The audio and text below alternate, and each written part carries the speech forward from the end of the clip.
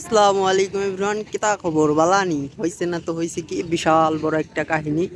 So everyone, আমরা আসলে আজকে চলে আসছি এমন একটা জায়গায় আসছি। সেটা হচ্ছে আমাদের গোয়ালন্দের মধ্যে সেরা পার্ক।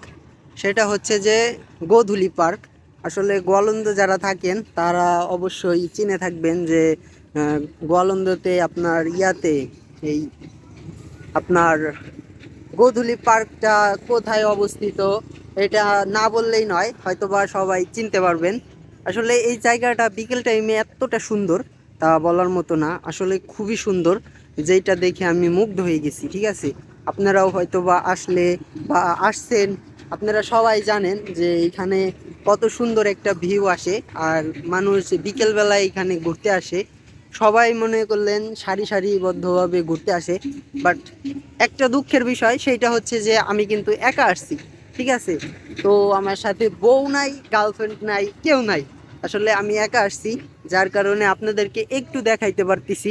আর যদি হয়তোবা বউ নিয়ে আসতাম বা গার্লফ্রেন্ড নিয়ে আসতাম, তাহলে হয়তোবা আমি মানে আপনাদের সাথে শেয়ার করতে পারতাম না এত সুন্দর একটা মোমেন্ট। তো এত সুন্দর একটা মোমেন্ট আপনাদের সাথে শেয়ার করলাম।